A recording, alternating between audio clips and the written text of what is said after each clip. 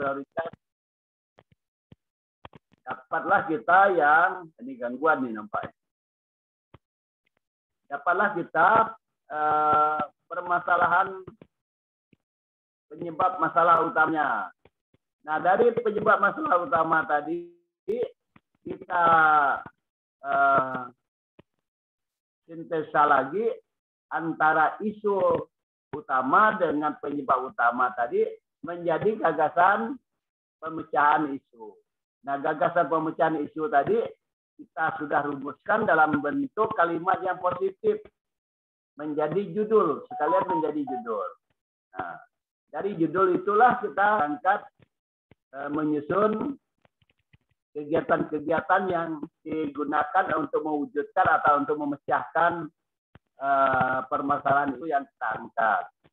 Nah, dengan tahapan kegiatan, dengan melihat outnya apa, nanti evidennya nanti apa, kemudian keterkaitan dengan nilai-nilai dasar, keterkaitan dengan pencapaian visi, dan keterkaitan dengan nilai-nilai organisasi yang ada di tabel rancangan. Nah, jadi sekarang secara singkat, tolong diceritakan dulu masing-masing ya melaporkan sesiapnya terkait dengan apa yang sudah dibuat. Kita mulai dari Gabriel dulu. Setelah Gabriel nanti kita ke Dewi. Ya, ingat ya. Setelah Gabriel, Dewi ya. Dewi Amarwati ya.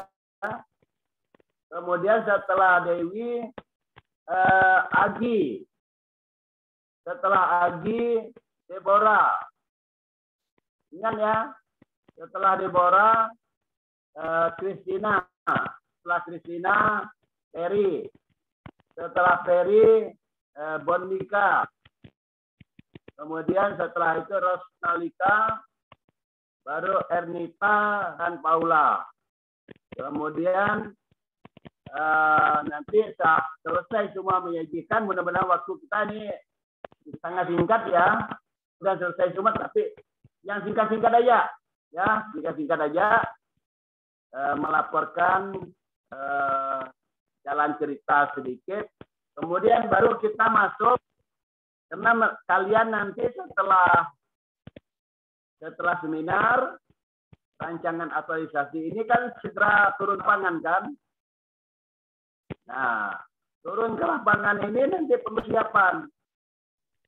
Kalian perlu persiapan dengan membawa rancangan tadi. Apa persiapan yang harus kalian kerjakan? Atau apa ya persiapan yang harus kalian bawa? Dengan nanti pada saat aktualisasi 30 hari kerja, kalian akan mendapatkan atau melaksanakan rancangan yang sudah kalian buat dengan mengumpulkan bahan-bahan yang digunakan untuk menyusun yang namanya laporan aktualisasi. Nah, kalau kalian tidak tahu nanti tidak paham apa yang harus kalian kerjakan, nanti kalian kesulitan menyusun laporan, ya. Jadi sesi terakhir nanti baru kita sampaikan apa yang harus kalian persiapkan untuk menyusun laporan. Oke? Siap semua? Ya, Pak. Siapa? Gabriel, ceritakan, mulai dari Gabriel ceritakan apa yang sudah dibuat. Ya. Ceritakan sedikit. Silakan.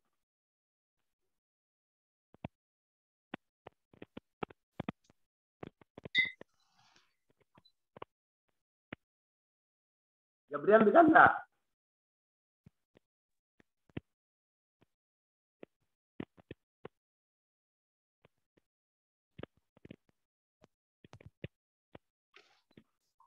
Halo. Ya. Ya, silakan Gabriel.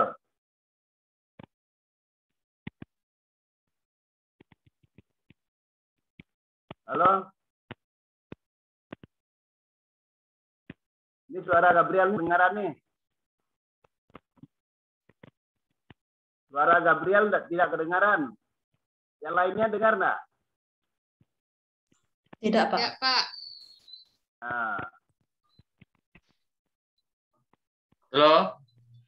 ya, teruskan. Ya, kedengaran Pak? Sekarang. Singkat Ya. aja ya. Ya Pak. Baik. Yang pertama saya ingin menceritakan tentang deskripsi atau menceritakan tentang identifikasi masalah yang terjadi di SDN 32 Nagandakan. Jadi yang pertama itu SDN 32 Nagandakan ini merupakan sekolah yang berada di pedalaman yang cukup jauh, dan untuk menjangkau daerah tersebut juga memerlukan waktu dan perjuangan yang cukup sulit. Nah, jadi SD ini berada di hampir perbatasan di daerah Skadau dan perbatasan dengan Kabupaten Sanggau, itu tepatnya berbatasan dengan Kecepatan Meliau. Nah, jadi seperti walaupun demikian sulitnya, tetapi sebagai seorang SN kita memang dituntut untuk bisa tetap memberikan pelayanan yang terbaik, ya ini sesuai dengan prinsip-prinsip pelayanan publik. Kemudian selanjutnya dalam seperti sekolah seperti biasanya di SD Nagandakan juga ini ada beberapa permasalahan atau isu-isu yang terjadi terutama karena COVID-19 ini. Jadi menyebabkan banyak sekali ya dampak bagi siswa karena COVID ini. Jadi dampak itu mengakibatkan bahwa siswa itu pelajarannya tidak efektif sehingga mengurangi minat belajar siswa. Nah, minat belajar ini saya rasakan sendiri ketika mengajar pelajaran agama Katolik. Jadi siswa itu cenderung sepertinya kadang tidak memperdulikan, kemudian terkadang mengerjakan tugas itu hanya asal-asalan. Jadi minatnya itu sangat kurang karena proses belajar itu hanya dilakukan hanya 2 kali seminggu, yaitu hari Kamis dan hari Senin dan hari Kamis. Kemudian dari dampak itu, karena jarang masuk tadi, menimbulkan dampak yang berikutnya, yaitu rendahnya keaktifan. Artinya setiap hari itu selalu ada siswa yang tidak masuk sekolah. Jadi sepertinya hal itu tidak digubris atau tidak dipedulikan oleh orang tua, sehingga ya kehadiran itu tidak aktif, ya keaktifannya kurang. Dan permasalahan yang berikutnya juga mungkin penyebab dari kurang minat tadi dikarenakan media pembelajaran yang belum variatif, artinya masih monoton. Dan permasalahan yang selanjutnya yaitu kurangnya sarana prasarana. Jadi sekolah ini hanya memiliki 3 ruangan. Jadi 3 ruangan ini dibagi menjadi 3 ruangan ini dibagi menjadi 6 kelas. Artinya dalam satu ruangan itu dibagi menjadi 2 kelas, yaitu kelas 1 digabung dengan kelas 2, kelas 3 digabung dengan kelas 4, dan kelas 5 digabung dengan kelas 6. Jadi kurang sarana prasarana sehingga itu sangat mempersulit. Nah, maka berdasarkan identifikasi isu di atas, maka dapat ditetapkan bahwa penetapan isu aktual yang terjadi di SD 32 Nagandakan yang pertama yaitu rendahnya minat belajar siswa kelas 3 pada mata pelajaran agama Katolik. Kemudian yang kedua yaitu rendahnya kehadiran siswa mengikuti pelajaran atau kegiatan proses belajar mengajar. Dan isu yang ketiga adalah kurangnya sarana prasarana yang memadai. Nah, dari isu-isu itu maka dibuatlah yang namanya metode APKL. Jadi dalam metode ini yang mendapatkan nilai tertinggi atau peringkat, ya Pak? Dulu Gabriel, jadi bukan dibuat metode APKL, maksudnya untuk memilih isu yang dikemukakan di atas, maka digunakanlah alat analisis yang disebut dengan APKL gitu ya. Iya Pak, maaf Pak. Jadi lanjut. Ya, jadi untuk menganalisis masalah tersebut maka digunakanlah ya analisa yang disebut dengan APKL. Nah, jadi ada 3 permasalahan ini yang mendapatkan ya nilai atau penilaian yang tertinggi adalah rendahnya minat belajar siswa kelas 3 pada mata pelajaran agama Katolik. Nah, kemudian dari analisis tersebut, maka berdasarkan tabel Ini tersebut, aja. ya Pak. Di tabel APKL itu berapa? Sebutkan isunya apa? 1, 2, 3 tuh. Oh ya, saya sebut Pak. Jadi di dalam metode metode analisis APKL itu ada 3 isu yang diangkat. Yang pertama adalah rendahnya minat belajar siswa kelas 3. Itu dari keseluruhan dia mendapat nilai 17. Kemudian yang tadi disebut nilainya lama aman. Oh iya Pak. Ya, jadi yang kedua adalah rendahnya kehadiran siswa mengikuti kegiatan belajar mengajar di SD 32 Nangganakan. Kemudian yang ketiga, kurangnya sarana prasarana yang memadai. Kemudian berdasarkan analisis tersebut, maka faktor penyebab dari kurangnya minat belajar siswa itu disebabkan yang pertama karena siswa kurang aktif saat mengikuti pelajaran agama Katolik. Kemudian yang kedua, media pembelajaran agama Katolik yang belum variatif dan bersifat monoton. Kemudian yang ketiga, siswa kelas 3 lebih banyak bermain daripada belajar saat di rumah. Nah, kemudian dari faktor tersebut maka dianalisislah menggunakan metode yang disebut dengan USG. Nah, dari metode USG ini ada tiga.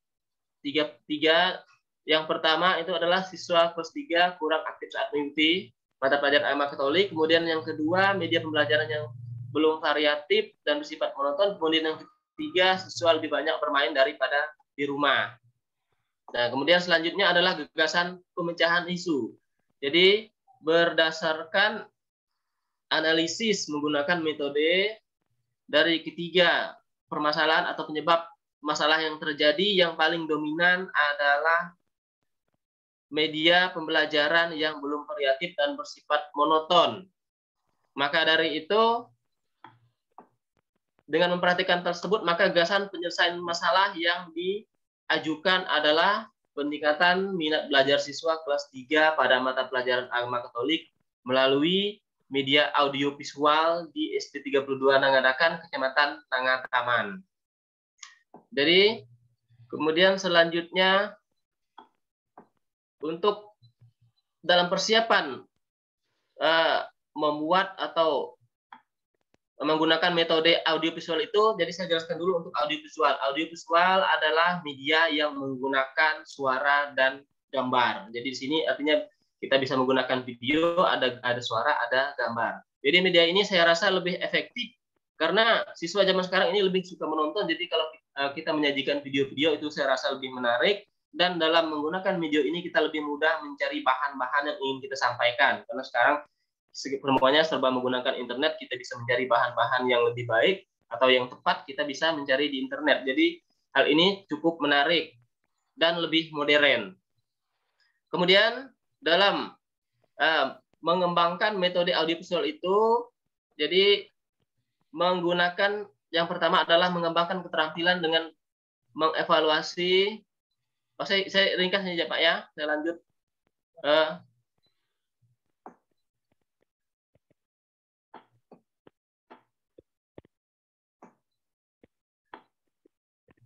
Halo. Silakan lanjut. Ya Pak. Ya, saya lanjutkan langkah-langkah dalam tahap penyusunan media audiovisual. Yang pertama adalah menyusun rencana pembelajaran atau RPP, kemudian yang kedua menyiapkan media audiovisual pada mata pelajaran agama Katolik, yang ketiga membuat instrumen evaluasi pretest dan posttest, yang keempat melaksanakan kegiatan pembelajaran menggunakan media audiovisual di kelas 3, kemudian yang kelima menganalisis hasil pretest dan posttest. Itu langkah-langkah.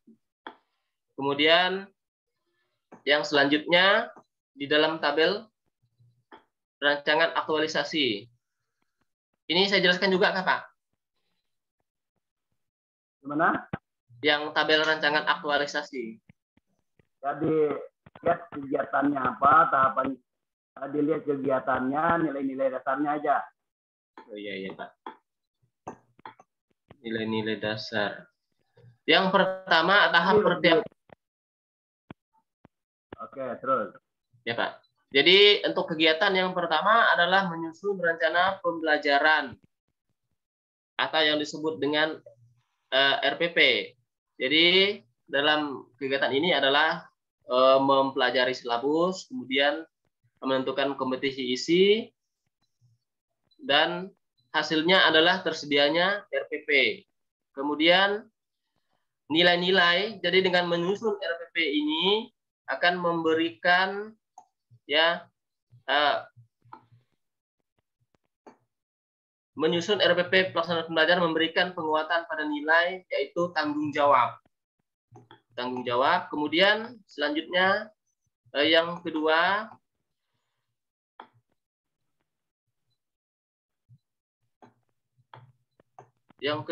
adalah menyiapkan media audio visual pada pembelajaran agama Katolik. Jadi nilai-nilainya yaitu kreatif dan inovasi. Kemudian yang ketiga adalah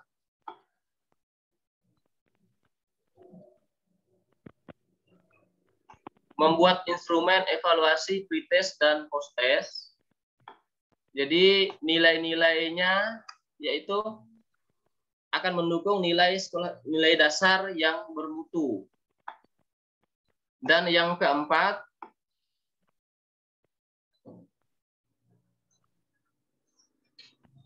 adalah melaksanakan kegiatan pembelajaran. Nilai-nilainya adalah terlaksananya proses kegiatan belajar mengajar. Jadi itu akan mendukung profesionalisme seorang pendidik. Dan kegiatan yang kelima adalah mengevaluasi hasil pretest dan posttest. Jadi nilai-nilainya adalah dengan mengevaluasi hasil pretest dan posttest, maka saya akan mendukung nilai-nilai dasar yaitu tanggung jawab dan disiplin. Jadi itu Pak untuk tabel ya Pak, rancangan aktualisasi. Kemudian selanjutnya untuk jadwal perlu dijelaskan Pak. Berhenti dulu. Ya Pak. Kalian dengar. Jadi itu kira-kira gambaran kita untuk kan ya. Tetapi Gabriel ini tolong nanti tata lagi cara penyajiannya ya. Ya Pak. Mulai dari identifikasi itu nanti ketika kita tampil nanti ya ceritanya singkat aja yang menggambarkan 3 isu tadi. Kemudian dari cerita tadi kita berkesimpulan ada 3 isu yang akan diangkat. Kita masuk untuk memilih 3 isu tadi kita gunakan analisis APKL gitu ya. Gunakan alat analisis APKL sehingga didapatkanlah isu aktual yang prioritas yang dibicarakan. Oke, dan seterusnya. Jadi kita dengarkan dulu yang berikutnya. Dewi, bercerita aja, nah tadi itu ya dengan bahan yang ada di tangan kalian. Kan kalian kan udah megang bahannya. Supaya kalian tampil lebih mantap gitu ya. Ya, silakan Dewi. Oke Pak. Ya, nanti saya langsung saja ke permasalahan yang saya angkat ya Pak. Nah di sini saya ceritakan sedikit. Untuk isu yang saya angkat, pertama yaitu tentang kesulitan saat saya memberikan materi tentang menghafal surat-surat pendek, Pak. Karena apa? Selain itu, karena pengaruh masa pandemi juga, Pak ya. Karena waktu yang pendek, sehingga kita itu tidak bisa mengulang-ulang memberikan materi surat-surat pendek tersebut, sehingga anak-anak ini dalam pemahamannya kurang. Sehingga berpengaruh ini Pak kepada pengaruh kepada hasil pembelajarannya Pak. Nah selain itu sekarang ini kan di SDN 01 Sungai Ringin ini sudah dimulai tatap muka secara terbatas Pak.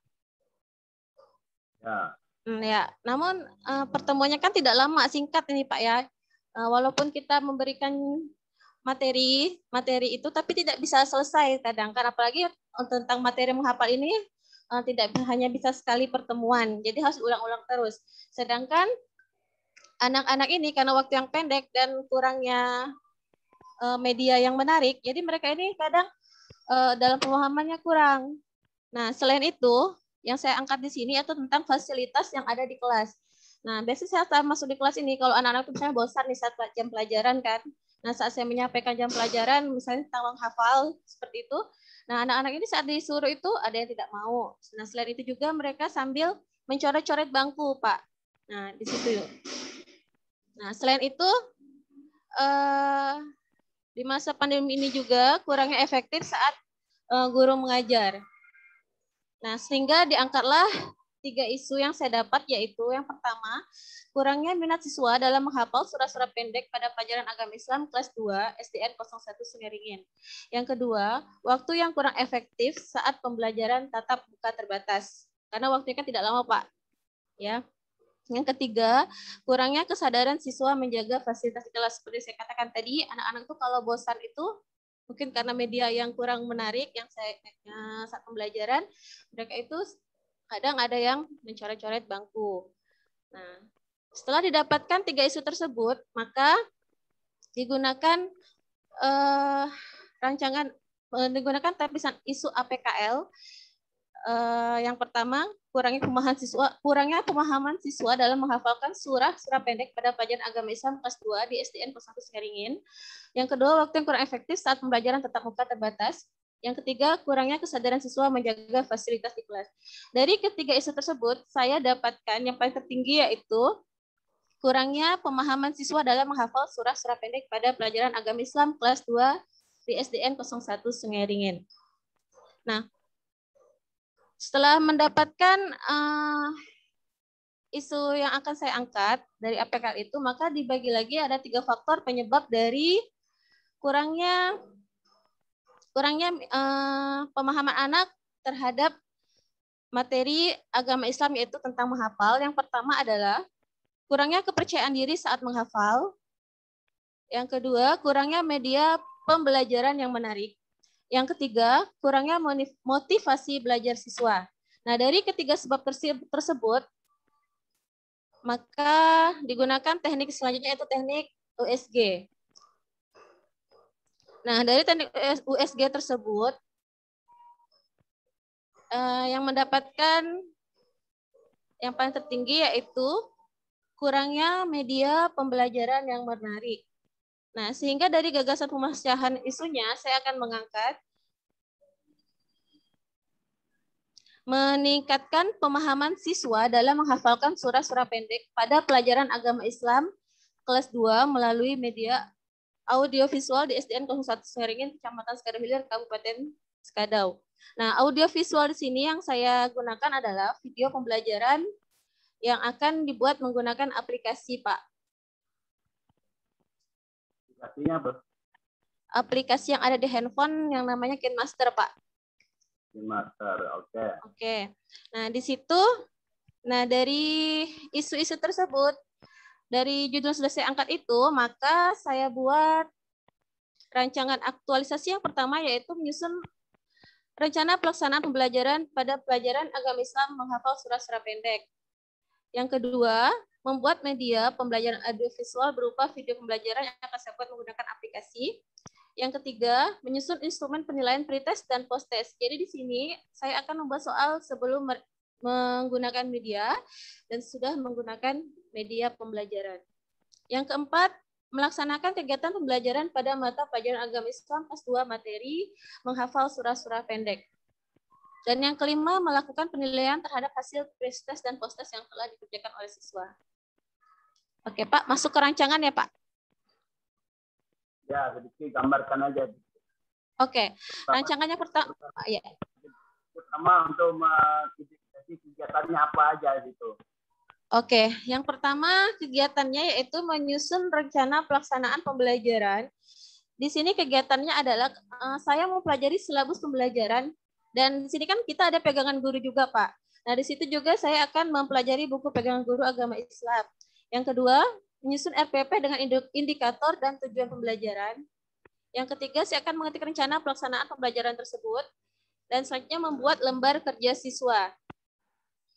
Yang selanjutnya lagi, saya akan mencetak rencana pelaksanaan pembelajaran. Setelah mencetak RPP akan berkonsultasi kepada kepala sekolah apakah RPP yang saya sudah susun itu sudah sesuai dengan indikator dan tujuan pembelajaran.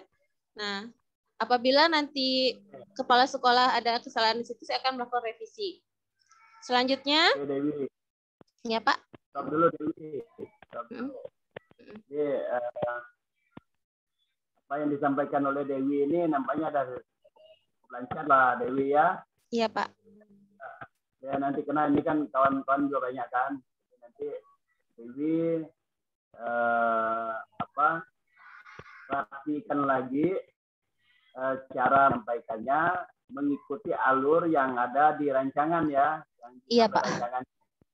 Misalnya kita sebutkan kegiatan pertama ini, kegiatannya apa, dan untuk dalam melaksanakan kegiatan ini saya akan menerapkan nilai-nilai dasar apa di tabel di kolom itu kan ada nilai-nilai dasar yang mau diterapkan kan.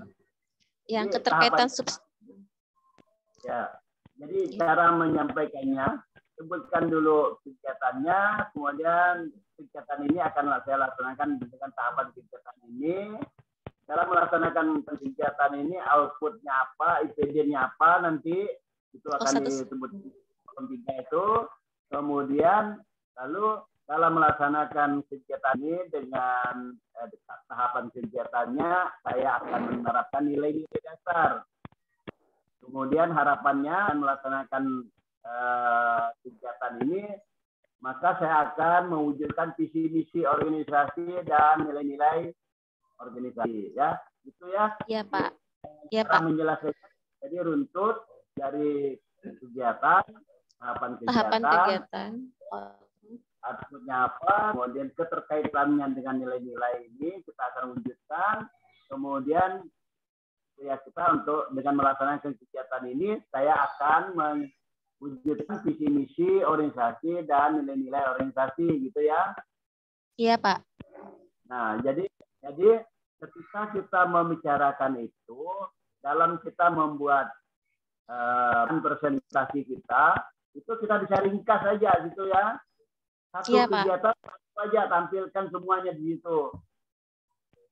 Ya, satu kegiatan, di situ ada tahapannya, di situ ada outputnya, di situ ada nilai-nilai dasar yang akan kita terapkan, kemudian keterkaitan dengan kegiatan visi misi. Jadi kalau ada 5 kegiatan, di situ cukup 5 slide pun sudah terlalu banyak sebenarnya. Sehingga kita mudah.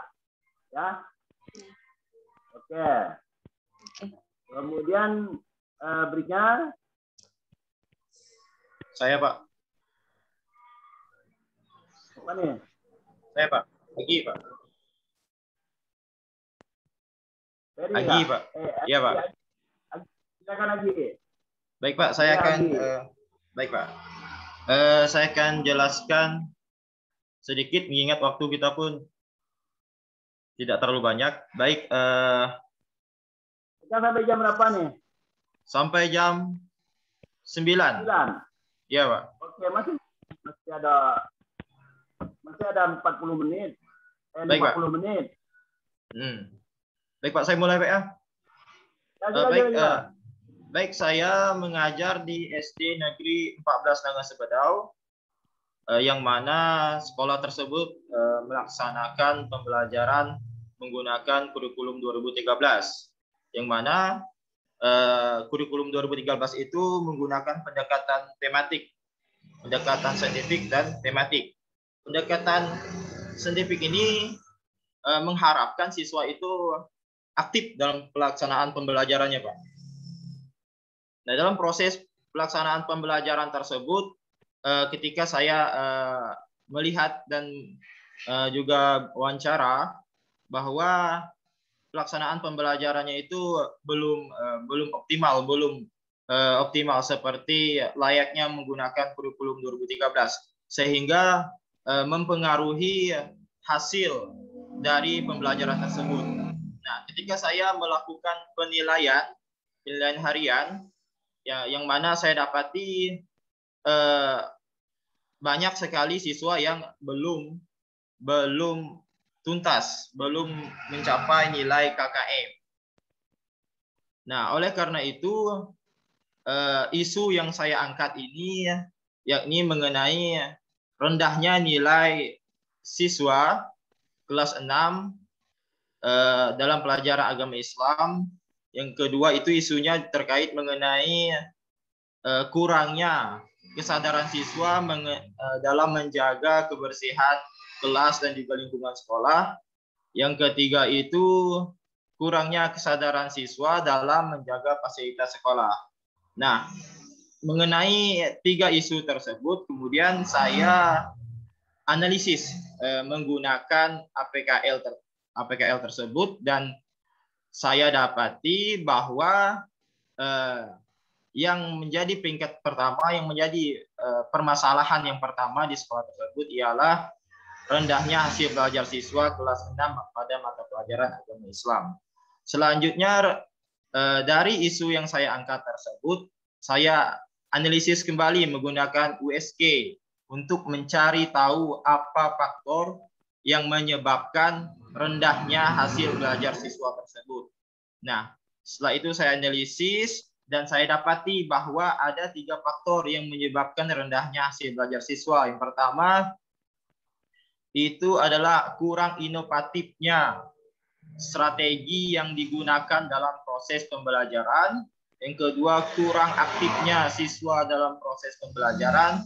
Dan yang ketiga, kurangnya media dalam proses pembelajaran. Nah, itulah 3 faktor yang menyebabkan rendahnya nilai siswa tadi. Kemudian saya analisis menggunakan USG dan saya dapati bahwa yang menjadi permasalahan yang pertama adalah kurang inovatifnya strategi pembelajaran dalam mata pelajaran agama Islam. Nah, kemudian saya lakukan gagasan pemecahan isu, yakni meningkatkan hasil belajar siswa kelas 6 untuk mata pelajaran agama Islam, materi ibadah zakat, menggunakan strategi cut short di SD Negeri 14 Nangas Segodau. Strategi cut short ini merupakan strategi menggunakan kartu, yang mana nanti siswa-siswa akan mendapatkan kartu yang guru bagikan, sehingga terjadinya proses aktif dalam pembelajaran. Yang mana tadi kan pembelajaran yang diterapkan di SD tersebut itu menggunakan pendekatan FICOM atau pembelajaran aktif. Nah, kemudian setelah apa, Pak? Terus, cepat dikit. Baik. Iya, Pak. Nah, kemudian gagasan pemecahan isu tersebut, adapun rancangan kegiatan aktualisasi yang akan saya lakukan adalah yang pertama itu membuat apa? Belum. Sebutkan ya, aja kegiatannya, berapa banyak kegiatannya, 1, 2, 3, 4, 5. Sebutkan. Ya, kegiatan saya ada 5, Pak. Iya ya, kegiatan yang saya laksanakan sini ada 5. Yang pertama membuat rancangan pelaksanaan pembelajaran EPP. Yang kedua itu merancang strategi pembelajaran CASOT. Yang ketiga menyusun soal pretest dan posttest. Yang keempat itu melaksanakan kegiatan pembelajaran. Dan kelima menganalisis hasil evaluasi peserta didik. Oke, stop dulu. Iya, Pak. Stop dulu ya.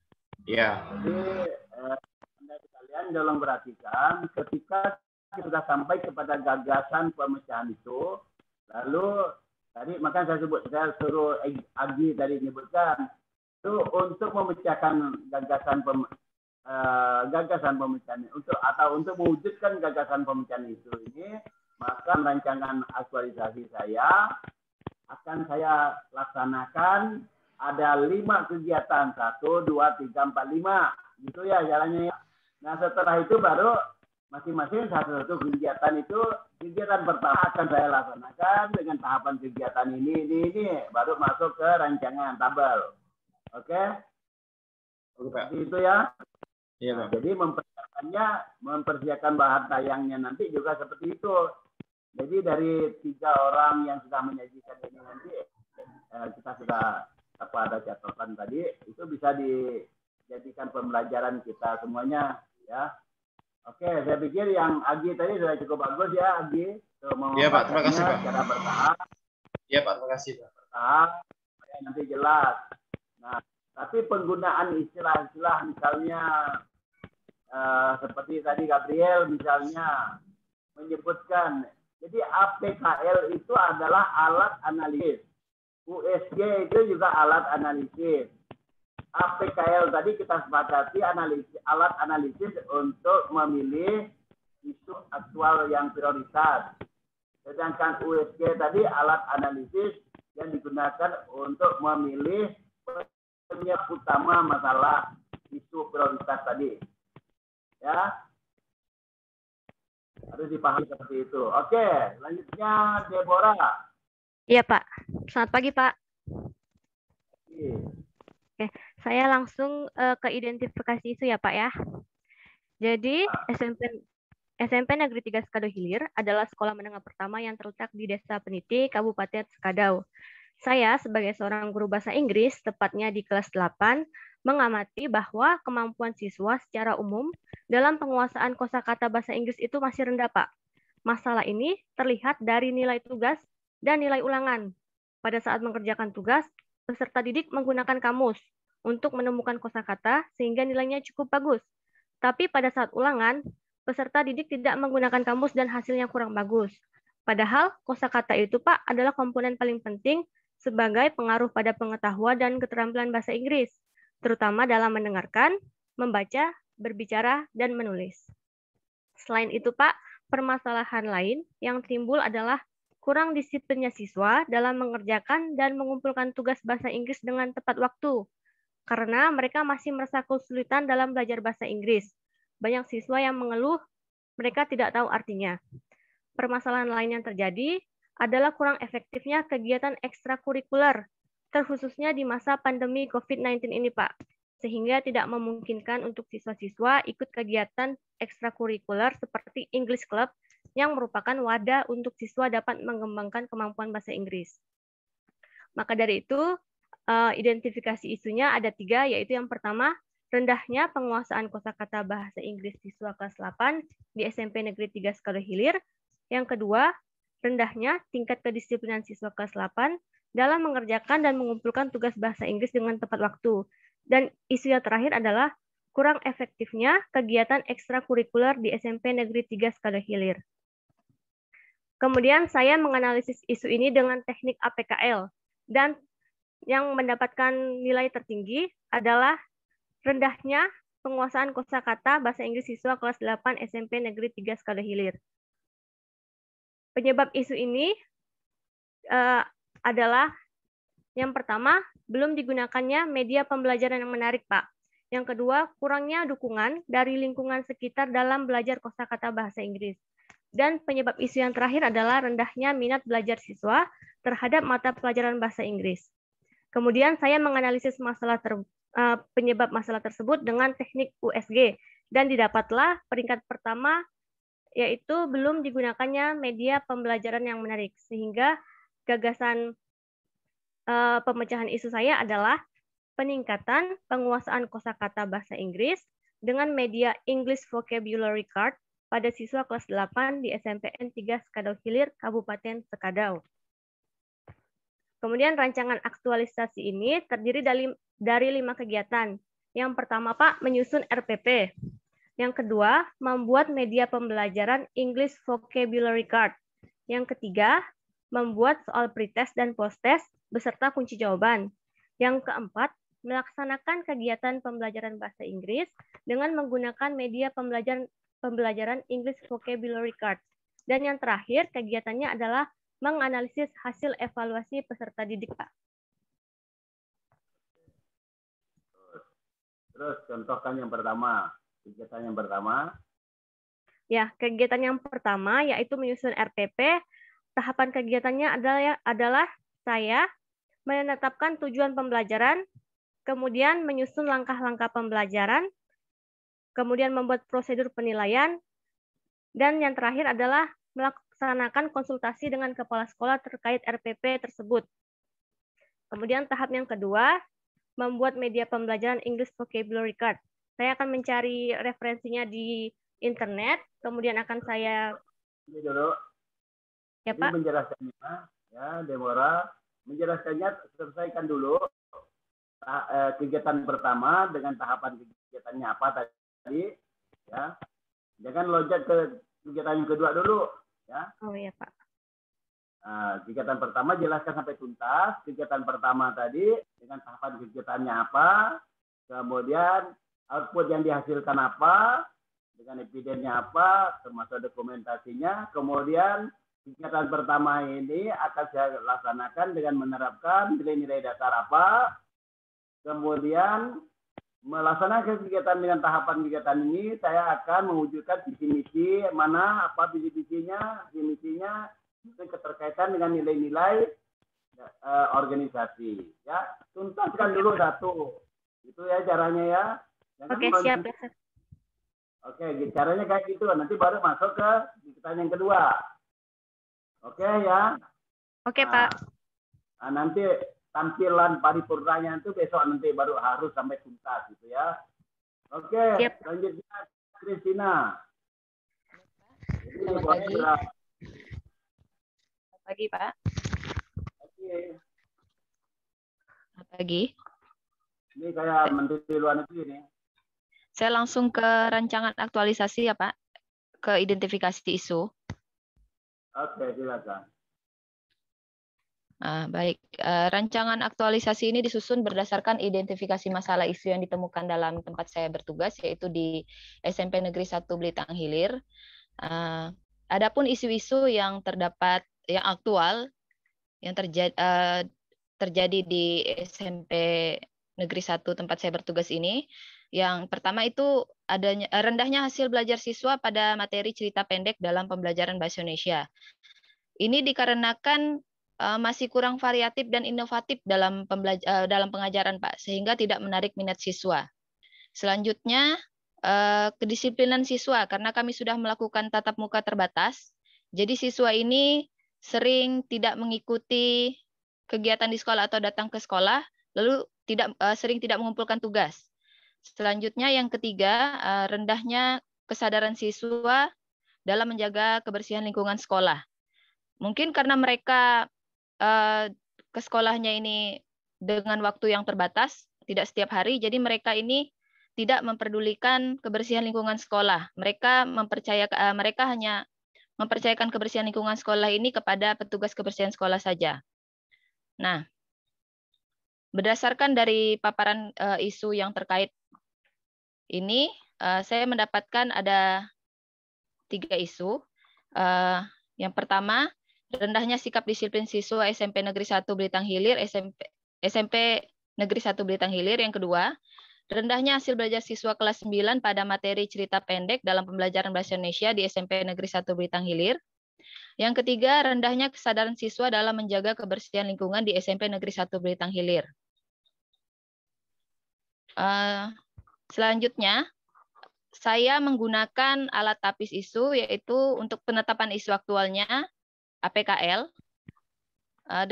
Setelah saya menggunakan alat tapis ini, saya menemukan isu prioritas, yaitu rendahnya hasil belajar siswa kelas 9 pada materi cerita pendek dalam pembelajaran bahasa Indonesia di SMP Negeri 1 Belitang Hilir. Nah, penyebab dari rendahnya hasil belajar siswa ini, yang pertama itu ada belum efektifnya metode pembelajaran bahasa Indonesia pada materi cerita pendek kelas 9 di SMP Negeri 1 Belitang Hilir. Yang penyebab kedua, belum optimalnya penggunaan media pembelajaran bahasa Indonesia pada materi cerita pendek kelas 9 di SMP Negeri 1 Belitang Hilir. Penyebab yang ketiga, rendahnya minat belajar peserta didik dalam pembelajaran bahasa Indonesia pada materi cerita pendek kelas 9 di SMP Negeri 1 Belitang Hilir. Berdasarkan hasil analisis dengan teknik analisis USG, dari ketiga faktor ini, faktor yang paling dominan itu yaitu belum optimalnya penggunaan media dalam pembelajaran bahasa Indonesia pada materi cerita pendek kelas 9 di SMP Negeri 1 Belitang Hilir. Maka gagasan pemecahan isu yang saya berikan, yang akan saya lakukan yaitu optimalisasi hasil belajar siswa kelas 9 menggunakan media gambar berseri dalam pelajaran Bahasa Indonesia pada materi cerita pendek di SMP Negeri 1 Belitang Hilir. Media gambar berseri ini merupakan sejumlah gambar yang satu di antara lain gambar antara satu dengan yang lainnya saling berkaitan dan membentuk sebuah alur cerita tertentu. Jadi gambarnya ini saling berkaitan satu dengan yang lainnya dan nanti akan membentuk suatu alur cerita.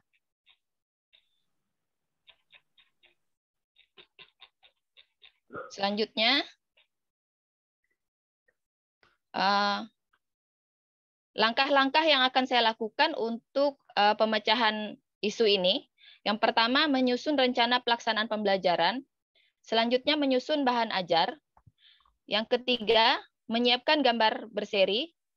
Dia gambar berseri. Keempat, membuat instrumen evaluasi. Yang kelima, kegiatan pembelajaran. Dan yang keenam, pelaksanaan evaluasi pembelajaran. Oke, Christina. Ini kayaknya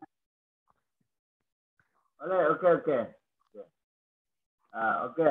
Ini suaranya agak terputus-putus ya. Mungkin jaringan kita ya. Oke, jadi dari apa yang disampaikan oleh Christina, saya pikir ini tinggal dihaluskan aja ya cara menyampaikan. Jadi komunikasi kita ini kayaknya kurang lancar karena terputus-putus. Saya tidak bisa mendengar secara utuh ya, tapi sekilas saya mendengar apa yang disampaikan oleh Christina, saya cukup bagus ya. Oke, kita lanjutkan dengan karena waktu kita ini sangat mepet, tinggal 30 menit. Peri, yang singkat aja Peri. Terima kasih, Pak. Baik, selamat pagi, Pak. Di sini saya akan memaparkan mengenai isu-isu yang ada di SMP Negeri 9 Nangamahap, Pak. Adapun isu-isu ini, yang pertama, rendahnya kesadaran siswa SMP Negeri 9 Nangamahap dalam menerapkan protokol kesehatan. Yang kedua, rendahnya kedisiplinan siswa SMP Negeri 9 Nangamahap dalam mengumpulkan tugas-tugas pembelajaran yang diberikan. Dan yang ketiga, rendahnya hasil belajar siswa kelas 9 SMP Negeri 9 Nangamahap pada pelajaran Bahasa Indonesia. Nah, dalam kasus isu ini, maka saya menggunakan alat analisis APKL untuk menentukan isu aktualnya, Pak. Adapun peringkat yang pertama, isu aktual prioritas. Jadi isu aktual itu ada tiga itu isu aktual semua, tapi yang prioritas itu dipilih dengan APKL gitu ya. Oh iya, Pak, siap, Pak. Oke, lanjut. Adapun isu ketiga, isu aktual tersebut kemudian ditentukan isu prioritas dengan menggunakan analisis APKL. Adapun peringkat pertama yaitu rendahnya hasil belajar siswa kelas 9 SMP Negeri 9 Nangamahap pada pembelajaran Bahasa Indonesia. Dan yang kedua yaitu tentang rendahnya kesadaran siswa SMP Negeri 9 Nangamahap dalam menerapkan protokol kesehatan. Dan yang ketiga, rendahnya kedisiplinan siswa SMP Negeri 9 Nangamahap dalam mengumpulkan tugas-tugas pembelajaran yang diberikan. Nah, kemudian setelah itu, setelah menemukan prioritas isu, kemudian saya menentukan masalah utama dari isu tersebut. Adapun yang ditemukan yang pertama yaitu kurang optimalnya penggunaan metode pembelajaran pada mata pelajaran Bahasa Indonesia kelas 9 SMP Negeri 9 Nangamahap. Kemudian yang kedua, kurang optimalnya penggunaan media pembelajaran pada pembelajaran Bahasa Indonesia kelas 9 SMP 9 Nangamahap. Dan yang ketiga, terbatasnya buku pembelajaran Bahasa Indonesia kelas 9 SMP 9 Nangamahap. Nah, setelah ketiga isu itu muncul, penyebab tiga isu itu muncul, kemudian saya menggunakan alat atau analisis USG. Adapun hasil dari analisis tersebut, yang pertama, yang menduduki peringkat pertama yaitu kurang optimalnya penggunaan media pembelajaran pada pembelajaran Bahasa Indonesia kelas 9 SMP Negeri 9 Nangamahap. Dan yang kedua, terbatasnya buku pembelajaran bahasa Indonesia kelas 9 SMP Negeri 9 Nangamahap. Dan yang ketiga, kurang optimalnya penggunaan metode pembelajaran pada mata pelajaran bahasa Indonesia kelas 9 SMP Negeri 9 Nangamahap. Jadi titik fokus dalam persoalan ini mengenai pembelajaran bahasa Indonesia, pembelajaran bahasa Indonesia.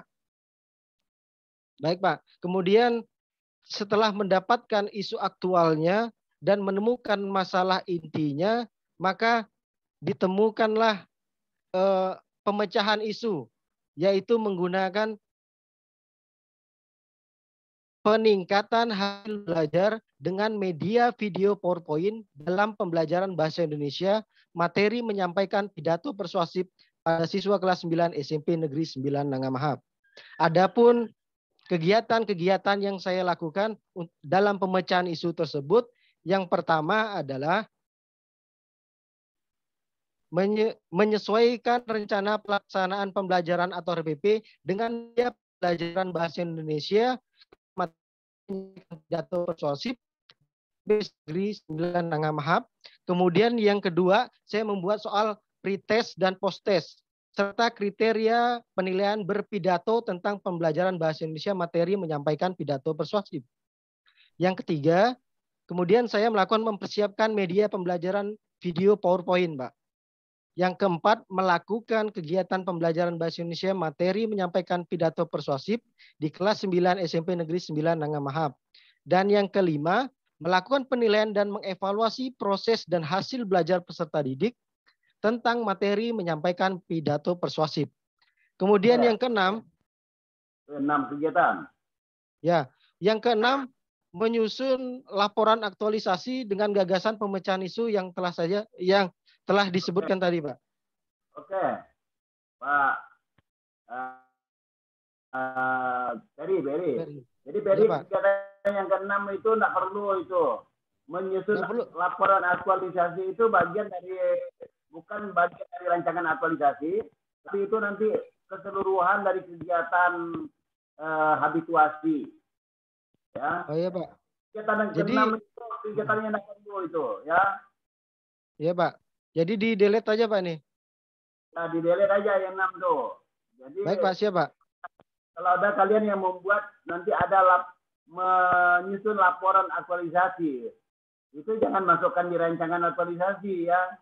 Karena itu bagian daripada proses belajar kita dari membuat rancangan sampai membuat laporan. Nah, pertanyaannya kalau di situ akan membuat laporan, di mana membuat rancangannya di tahapan kegiatannya? Ya kan? Iya, Pak. Jadi logika aja kita berpikir. Kalau di situ nanti Anda membuat tahapan kegiatannya yang terakhir tadi membuat laporan, kenapa yang membuat rancangan tidak dimasukkan? Nah, tidak bisa jawab nanti kalian. Ya. Siapa? Jadi itu tidak perlu. Jadi itu tidak perlu karena itu merupakan substansi yang terkait dengan rangkaian proses pembelajaran dari menyusun rancangan sampai membuat laporan nanti. Baik, Pak. Berarti di luar itu ya, Pak ya? Siap, Pak. Ya. Jadi yang dijelaskan kegiatan tadi adalah menjelaskan kegiatan terkait dengan gagasan pemecahan isu. Siap. Kegiatannya. Jangan nyebrang kemana-mana. Ya. Oke, paham ya? Siap, Pak. Siap, Pak. Selanjutnya, apa namanya nih? Boninka. Biasanya orang buatnya bonika. Ini ada boninka. Silakan Bonin.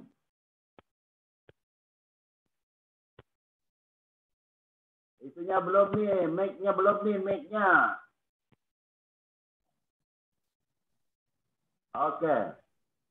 Selamat pagi Pak, saya akan menjelaskan rancangan aktualisasi saya dari hasil pengamatan saya selama saya bekerja di SDN 04 Sungai Ringin. Maka dari itu saya mendapatkan tiga isu prioritas dari hasil pengamatan itu.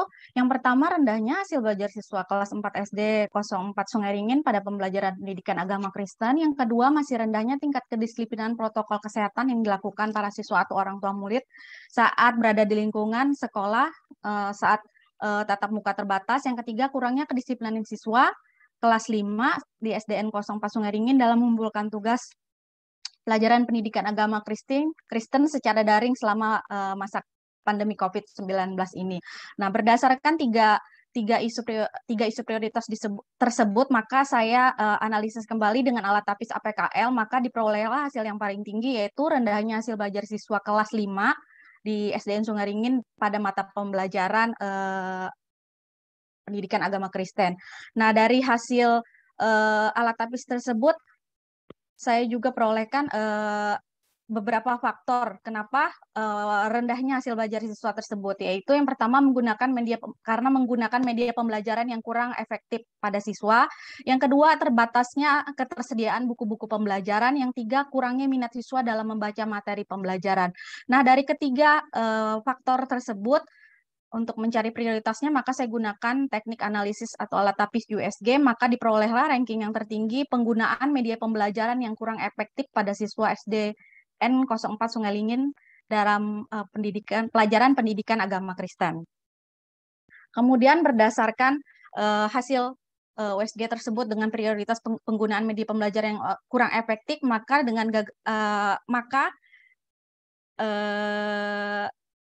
upaya yang saya lakukan adalah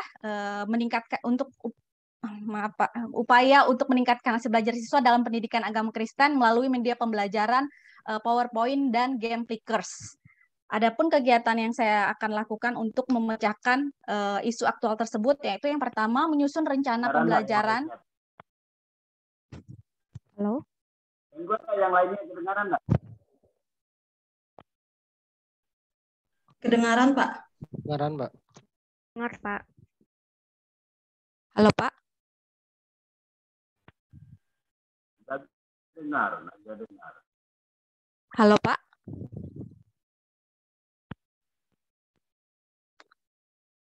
Halo, Pak. Saya lanjut, Oke, Pak. Boninka. Iya, Pak.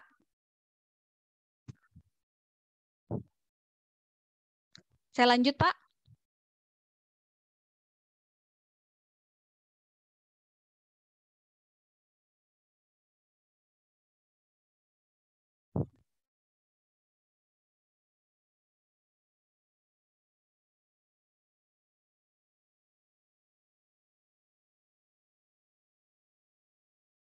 Pak, enggak kedengaran, Pak, suaranya, Pak. Ya, di penghujung tadi enggak kedengaran juga, Bonika, enggak kedengaran juga tadi ya. Tapi oke. Bonika, saya pikir gambarannya sudah cukup lah. Kegiatannya berapa, Bonika? Ada 6, Pak. Terakhir apa tuh? Yang terakhir evaluasi. Iya. Asal jangan buat laporan aktualisasi. Enggak, Pak, evaluasi. Penilaian dan evaluasi, Pak. Oke, baik. Jadi tinggal dihaluskan ya. Oke. Bonika, penyajiannya agak tenang dikit gitu ya. Jangan buru-buru. Oke, Pak. Kelihatan tuh. Laju benar gak ngomongnya tuh. Biar waktunya pas kan, Pak. Nah, lajunya kayak laju menuju beristang tuh. Oke, Pak. Siap, Pak. Lanjut dengan Rosnalika. Baik, Pak. Terima kasih.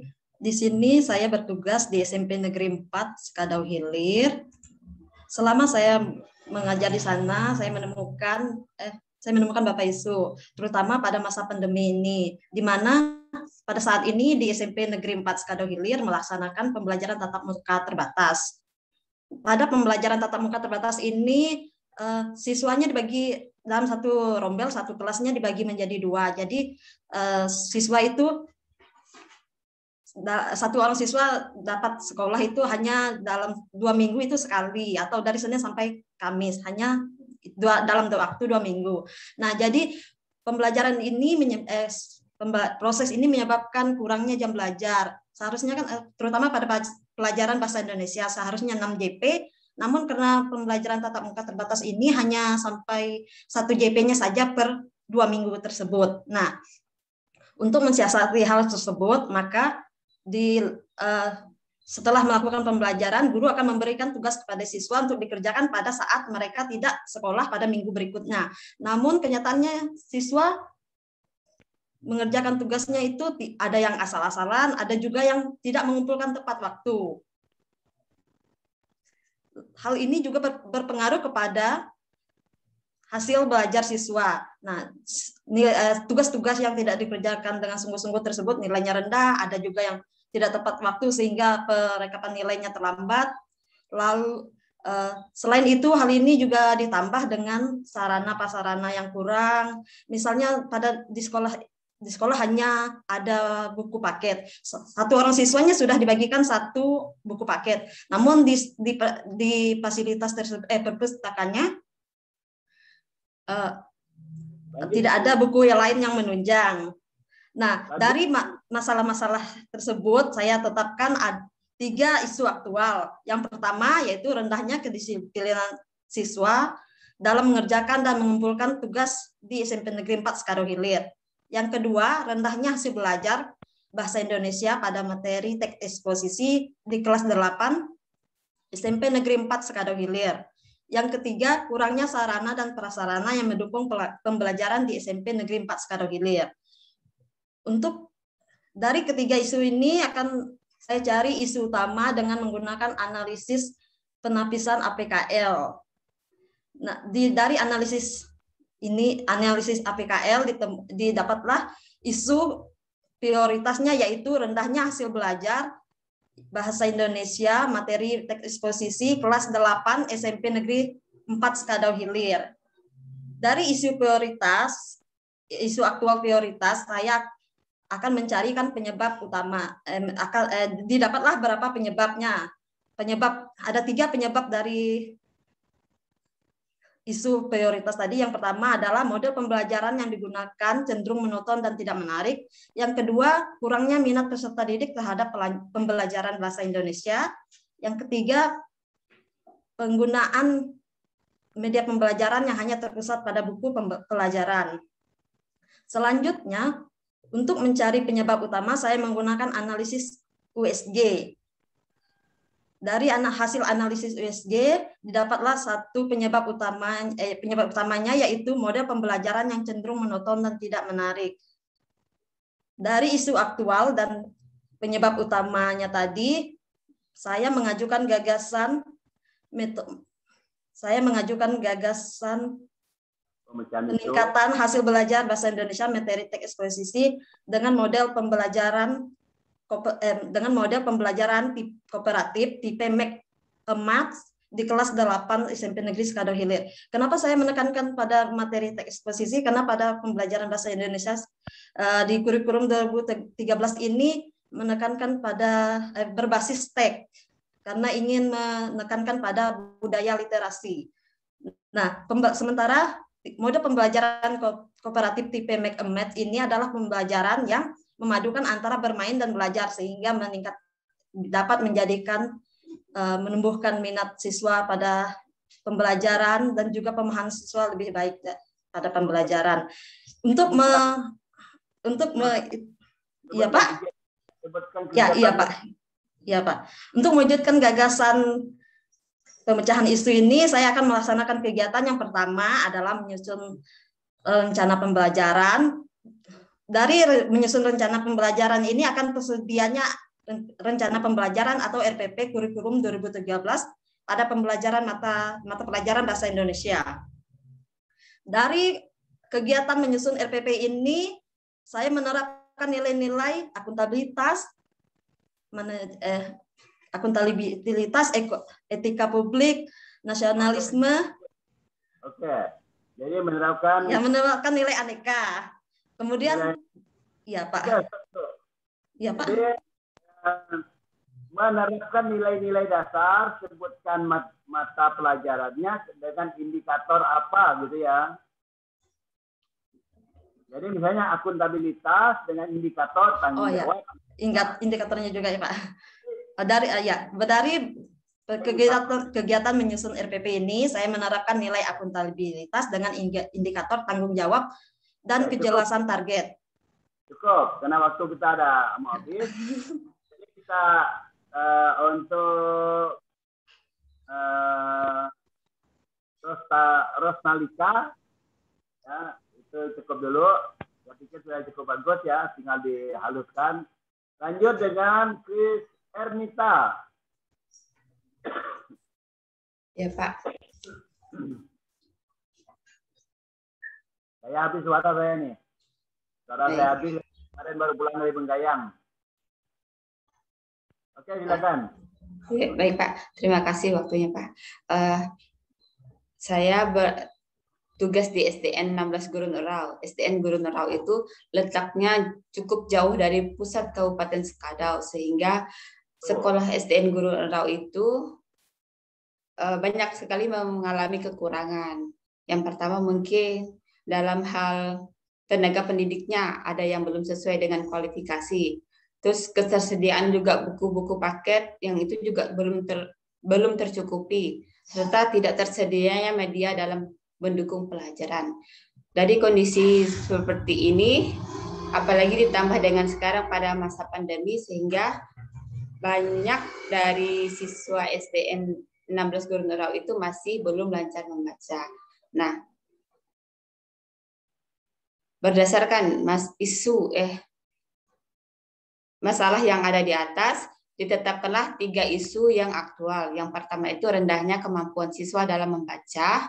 Yang kedua, rendahnya kesadaran siswa dalam menerapkan protokol kesehatan dalam proses belajar di kelas dan di sekolah. Yang ketiga, rendahnya kemampuan siswa untuk memahami materi pelajaran agama Katolik. Nah, untuk menentukan dari ketiga isu ini, untuk menentukan isu yang aktual yang diprioritaskan, maka digunakanlah metode APKL untuk menganalisanya. Dari analisa metode APKL, maka ditentukanlah nilai yang tertinggi itu rendahnya kemampuan siswa untuk memahami materi pelajaran agama Katolik. Nah, berdasarkan isu yang tertinggi ini, maka dicarilah faktor penyebabnya. Faktor penyebabnya yang pertama itu belum lancar membaca. Yang kedua, penggunaan metode yang kurang menarik dan tidak bervariasi. Yang ketiga, tidak ada di sekolah SDN 16 Gurun Erau itu, sebelum saya bertugas di sana itu tidak ada guru pendamping atau guru agama khusus. Jadi sebelumnya itu pelajaran agama itu diajar oleh guru yang bukan sesuai dengan profesinya. Nah, dari ketiga faktor penyebab itu dianalisa dengan menggunakan analisa USG, maka ditentukanlah faktor utamanya, yaitu penggunaan media yang kurang menarik dan tidak bervariasi. Dari isu yang sudah dipecah dengan metode APKL dan faktor penyebab yang sudah dipecah dengan metode USG, maka ditemukanlah gagasan pemecah masalahnya, yaitu upaya meningkatkan hasil belajar peserta didik dengan menggunakan metode role playing pada mata pelajaran agama Katolik di kelas 4 SDN 16 Gurun Erau.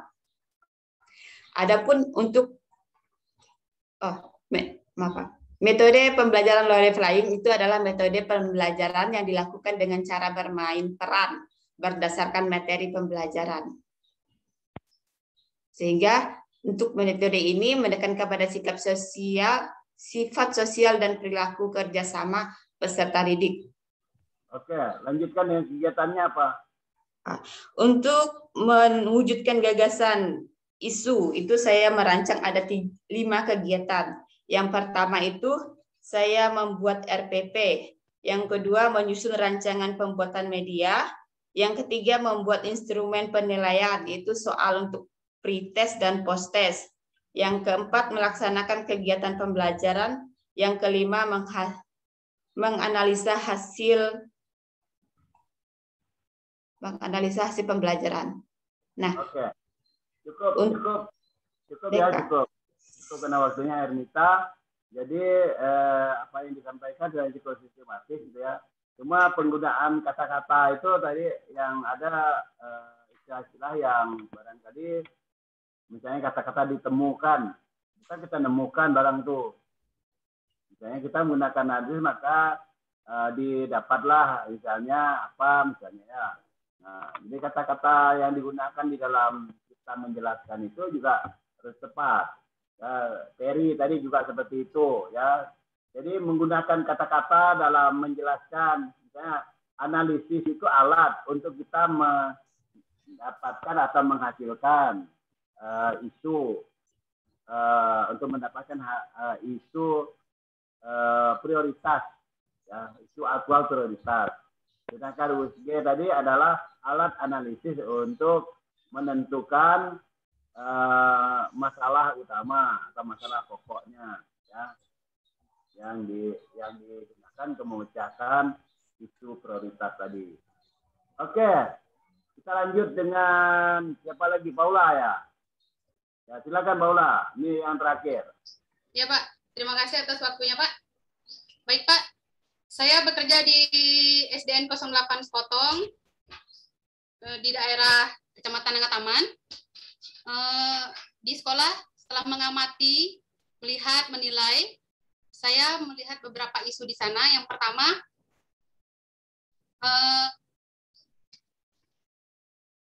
masih rendahnya tingkat kemampuan siswa dalam membaca, khususnya kelas 4, 5, dan 6. Kemudian, yang kedua, masih rendahnya kesadaran siswa akan kebersihan lingkungan dan kelas di SDN 08 Sepotong. Yang ketiga, kurangnya partisipasi siswa di kelas 6 pada pembelajaran pendidikan agama Katolik SDN 08 Sepotong. Ketiga masalah ini kemudian saya mencari isu yang paling utama dengan menggunakan alat APKL. Setelah diteliti dan dianalisa dengan menggunakan alat APKL, maka diketemukan isu utamanya adalah kurangnya partisipasi siswa di kelas 6 pada pembelajaran pendidikan agama Katolik di SDN 08 Sepotong. Setelah saya menemukan isu utamanya, saya mencari faktor penyebab. Setelah saya menemukan faktor penyebabnya itu adalah pertama, metode pembelajaran yang digunakan dalam pembelajaran pendidikan agama Katolik kurang menyenangkan dan cenderung monoton. Yang kedua, kurangnya ketekunan dan semangat siswa dalam menerima pelajaran agama Katolik. Yang ketiga, kurangnya minat siswa dalam mengikuti pelajaran agama Katolik. Setelah saya menemukan ketiga faktor ini, kemudian saya analisis lagi menggunakan alat USG. Setelah dianalisis, maka diketemukan isu yang paling utama dari penyebab atau faktor tersebut adalah metode pembelajaran yang digunakan pada pembelajaran pendidikan agama Katolik kurang menyenangkan dan cenderung monoton. Kemudian setelah menemukan isu utamanya, saya menggabungkan isu utama dan penyebab utamanya. Jadi ketemulah judul saya yaitu Gagasan pemecahan isu. Gagasan pemecahan isunya saya menggunakan metode pembelajaran Coach Review Hore. Ya, jadi gini Paula, ya, Pak. Berdasarkan analisis APKL ditemukanlah isu aktual prioritas. Kemudian isu aktual prioritas tadi dianalisis lagi menggunakan alat analisis yang namanya USG. Jadi proses itu adalah proses menganalisis. Jadi bukan proses menemukan atau menentukan, bukan ya? Iya, Pak. Jadi proses yang dilakukan di situ adalah proses analisis. Sehingga berdasarkan analisis yang telah dilakukan untuk menentukan penyebab utama masalah isu aktual prioritas tadi, digunakanlah alat analisis yang namanya USG. Nah, berdasarkan analisis dengan metode USG, maka didapatlah penyebab utama masalahnya adalah apa tadi, ya. Nah, caranya seperti itu. Jangan. Nah, ini untuk perhatian semuanya, menggunakan APKL dengan USG itu adalah alat analisis. Nah, Jadi ketika kita mau menentukan isu maupun penyebab masalah, kita prosesnya itu adalah proses menganalisis, mensintesa, menguraikan, ya. Nah itu kan di dalam buku habituasi itu kan sudah jelaskan. Di situ disebutkan kemampuan peserta untuk mensintesa, menganalisis, ya. Nah, itu sudah dijelaskan. Mensintesa, kemudian setelah menemukan untuk menentukan prioritasnya, gunakanlah alat analisis, apakah itu APKL maupun USG. Nah, itu memahaminya seperti itu. Oke, baik, semuanya sudah. Ya, tinggal menghaluskan. Nah, jadi untuk persiapan besok itu penyajiannya tidak banyak waktu. Waktu diberikan kepada peserta itu hanya 10 sampai dengan 15 menit. Nah, itu tolong diukur, ditakar. Sehingga waktu menyampaikan itu waktunya nanti pas. Ya. Kita tidak ada waktu banyak, jadi menyajikan oleh peserta itu 10 sampai dengan 15 menit. Nah, nanti kita berbagi waktu, diberikan dengan penguji, diberikan dengan mentor. Nah, Anda sekalian semuanya di sini berada di Skadau atau di mana nih sekarang posisinya? Di Skadau, Di Pak. Naga Taman, Pak. Di Naga Taman. Di Naga Taman mana? Di Naga Taman di Sekotong, Pak. Bukan sekarang posisinya. Posisinya di tempat tugas semua nih sekarang. Iya, Pak. Tempat tugas masing-masing, Pak. Nah, ada sinyalnya tuh kedau-kedau tuh. Iya, Pak. Nah, tadi Peri itu sinyalnya kedau-kedau tuh, Peri. Iya, Pak. Ah, nanti besok supaya usahakan tempat yang sinyalnya agak bagus gitu. Ya. Supaya kita bisa lancar. Ini hanya lihat mulutnya komat kamit tapi suaranya ngaung-ngaung gitu. Nah, suara saya dengar enggak? Suara saya? Kedengaran enggak? Kedengaran, Pak. Dengaran, Kedengaran Pak. betul enggak suaranya? Jelas, Pak. Nah, karena suara saya ini agak habis itu karena serak kemarin tadi dari Bengkayang gitu ya. Pagi tadi ngejar ke sini sehingga agak serak suaranya. Nah, oke. Nah, sekarang kita anggap seminar kita udah selesai. Nah, sekarang kan kalian dibekali karena kalian mau turun ke lapangan. 30 hari kan? Nah, apa yang Anda persiapkan? Nah, di dalam rancangan itu Anda sudah menentukan yang namanya jadwal implementasi kan? Iya, Pak. Ada enggak jadwal implementasinya ada dibuat? Nah, Sudah, Pak. karena ini rata-rata semuanya guru kan? Karena semuanya guru, di jadwal implementasi itu kalau bisa proses pembelajaran itu kalau bisa dibuatkan waktunya lebih banyak karena nanti kan ada evaluasi. Kalau pertemuan tatap mukanya atau proses belajarnya itu hanya sekali 2 kali, kalian nggak bisa memberikan kesimpulan bahwa kalian itu berhasil nggak menggunakan metode atau alat atau cara kalian untuk mengajar tadi, ya. Nah, oleh karena itu diperhatikan karena kita kemarin nggak sempat juga melihat jadwal implementasi itu berapa kali kalian pertemuan. Nah, usahakan di dalam menyusun jadwal implementasi itu pertemuan itu diusahakan semaksimal mungkin dalam jangka 30 hari kalian melaksanakan aktualisasi itu. Sehingga setelah pertemuannya berkali-kali baru kalian bisa mengevaluasi. Nah, di awal tadi kita pretest, di belakang kita evaluasinya. Oke, ini laptop saya nih mau saya cek dulu. Saya ambil alat dulu.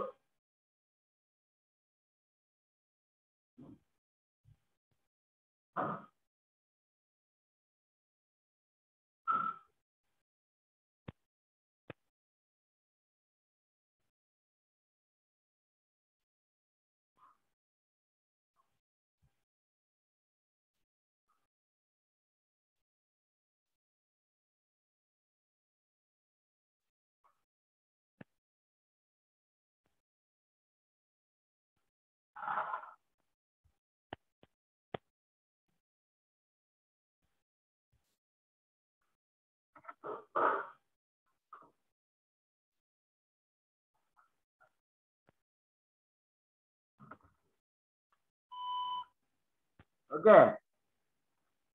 Hampir habis baterai tadi ini. Baik.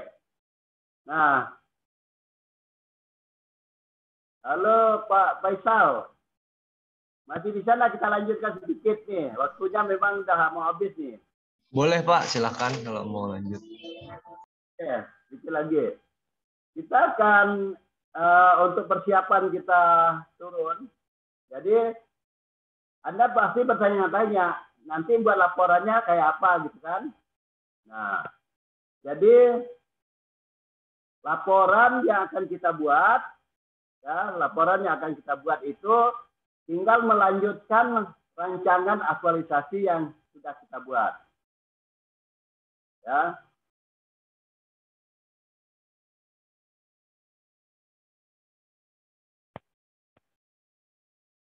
Bentar. Saya akan mempersiapkan saya dulu.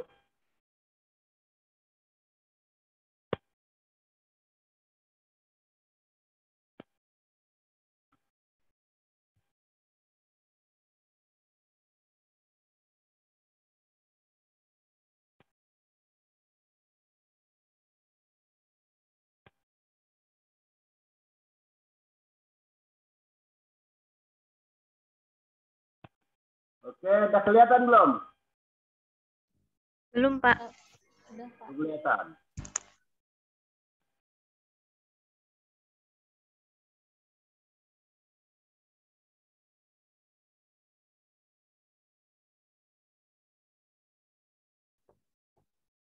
Sudah kelihatan, Pak. Sudah kelihatan. Baru muncul. Oke, kita jadi untuk pembekalan habituasi kita akan melaksanakan yang namanya aktualisasi di tempat kerja selama 30 hari kerja ya. 30 hari kerja. Nah, 30 hari kerja ini adalah hari efektif yang bisa kita lakukan untuk melaksanakan implementasi dari rancangan yang sudah kita buat. Makanya ada jadwal implementasi namanya, ya. Nah, jadi di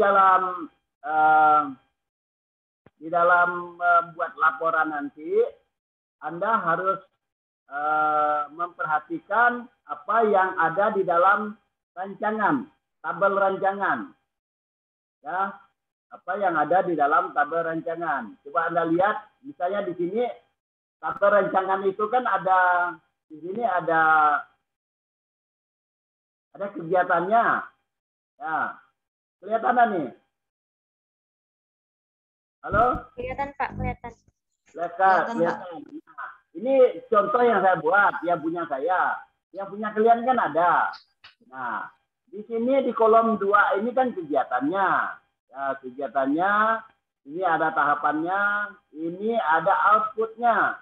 Nah, setiap output yang kalian tampilkan di dalam rancangan itu, nanti harus kalian buktikan ketika kalian, atau harus kalian cari, kalian hasilkan ketika kalian melaksanakan aktualisasi. Ya, jelas ya, di kolom 4 itu kan ada output. Nah, jelas, Pak. Misalnya kita tadi yang pertama rata-rata membuat RPP misalnya. Harus ada RPP-nya. Nanti dilampirkan. Nah, melampirkannya terserah kalian mau ditempatkan di ujung sekali atau dibuatkan setelah kalian menguraikan kegiatannya. Nah, kalau bisa sih ditampilkan di ujung tapi dipilah-pilah. Misalnya kegiatan pertama nomor 1 ya, dibuat kelampiran nomor 1. Outputnya apa, dokumennya apa, evidennya apa gitu ya. Eviden itu dokumen, bukti-bukti ya. Bukti-bukti. Nah, kemudian supaya kalian tidak lupa, kalian harus punya catatan ketika 30 hari itu ya. Ada punya catatan. Tetapi sebelum kita menjelaskan hal-hal teknis, kita lihat dulu format daftar isi dari laporan. Nah, kalau yang ini kemarin ini adalah daftar isi rancangan. Daftar isi rancangan itu hanya 4 bab sampai bab penutupnya. Oke? Ya, halo? Oke, Pak. Ya, Pak. Ya, Pak. Hanya 4 bab. Tetapi ketika kita membuat laporan aktualisasi, nanti kita buatkan babnya itu menjadi 5 bab. Bab 4 tadi yang tadinya penutup di rancangan, kita ganti bab 4 itu menjadi hasil pelaksanaan aktualisasi namanya. Nah, disinilah laporan kita. Ya, paham? Oke, Pak. Jadi membuat laporan itu meneruskan format rancangan atau daftar isi rancangan itu yang tadinya bab 4 penutup, sekarang bab 4 menjadi hasil pelaksanaan aktualisasi. Nah, menguraikan hasil pelaksanaan aktualisasi itu sesuai dengan kegiatan-kegiatan yang ada di tabel rancangan. Makanya di sini nanti ketika kalian membuat bab 4 ini, judulnya adalah hasil pelaksanaan aktualisasi. Kemudian Anda sebelum sampai ke tabel ini, tabel kegiatan aktualisasi ini, Anda silakan membuat dia semacam halo-halo lah di atasnya.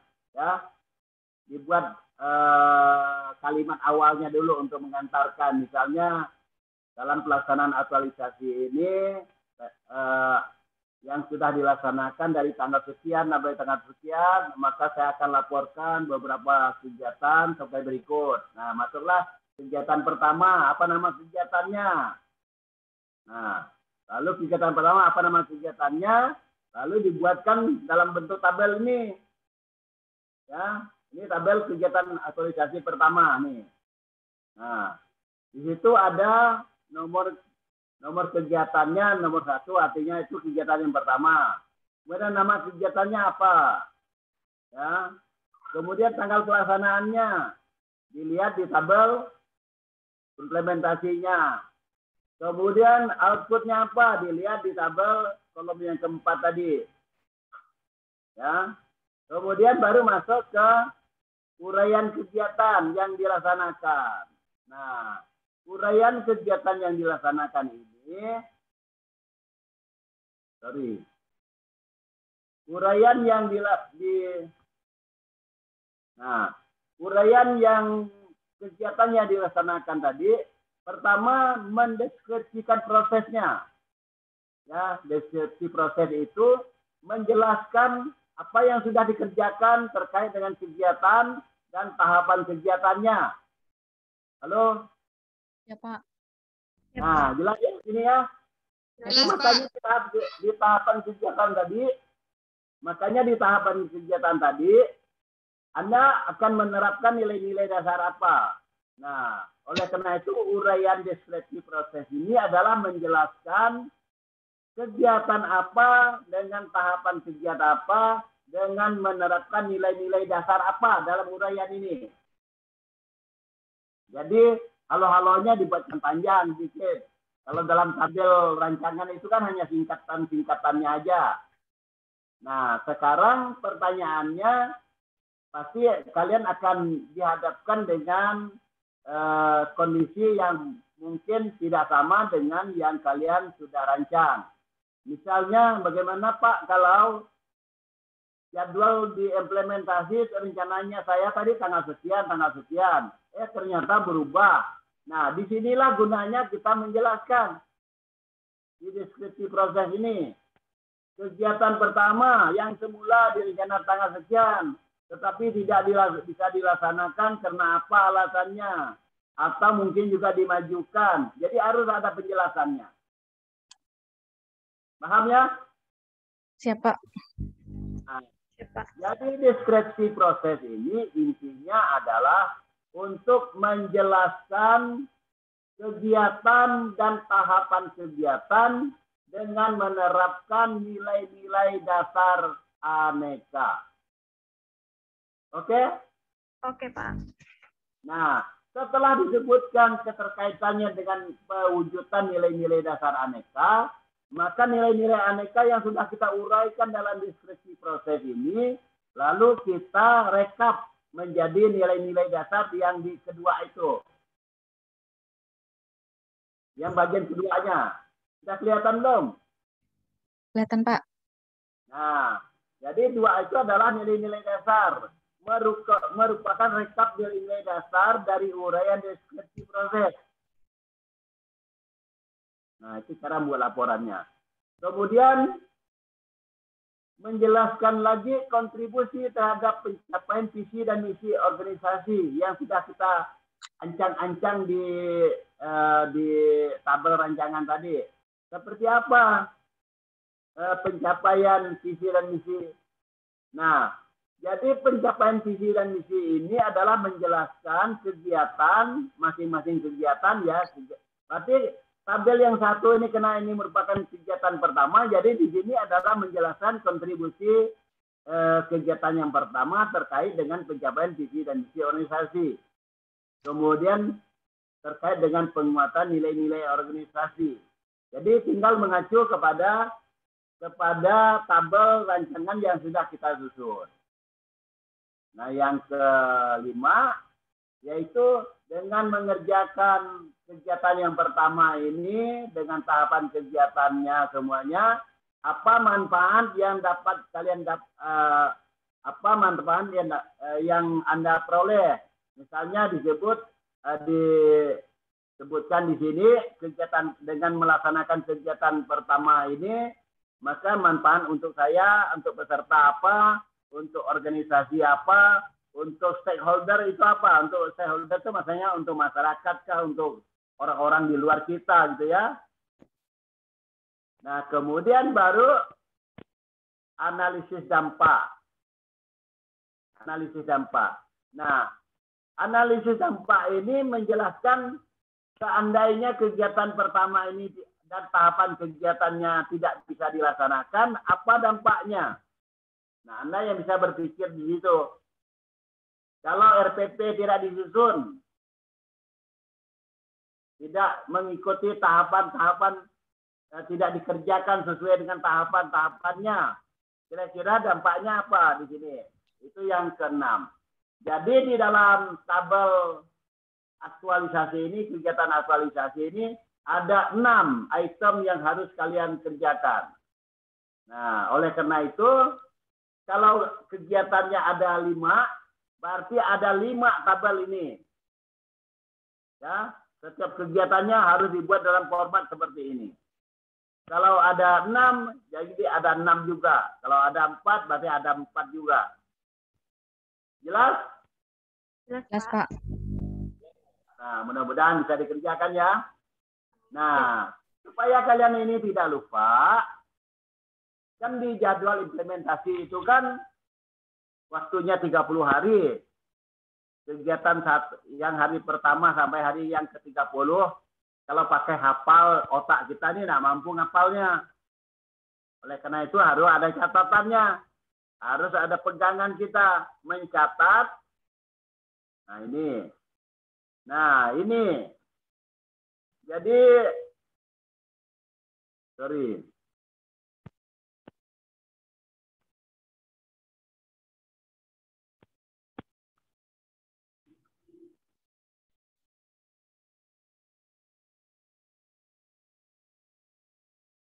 Bentar ya.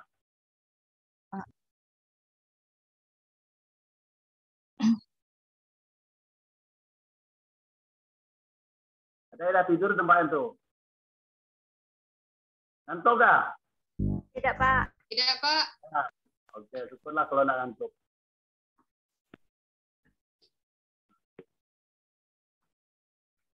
Nah, kelihatan nggak ini di layar kalian? Kelihatan, Pak. Kepalanya itu bunyinya catatan harian pelaksanaan aktualisasi. Nah, Jadi untuk memandu kalian mengerjakan aktualisasi ini, setiap hari kalian melaksanakan kegiatan atau aktivitas kalian, karena di dalam jadwal implementasi itu kan 30 hari. Setiap 30 hari itu kalian harus membuat catatan. Kalau 30 hari berarti ada 30 lembar kayak gini ini. Nah, siapkan 30 lembar. Hari pertama apa, hari kedua apa, hari ketiga apa.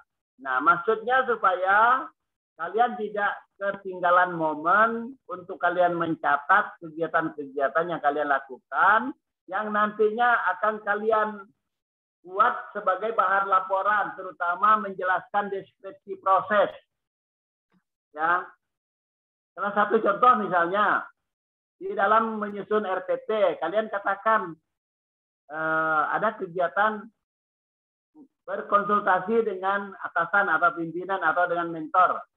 Nanti kalau kalian tidak catat apa yang diarahkan mentornya, apa yang dikonsultasikan, apa koreksi-koreksi dari mentor atau atasan, pakai hafal aja, besok-besok lupa. Padahal itu penting untuk menjadi dokumen atau eviden ketika kalian melampirkannya di dalam laporan nanti. Ya.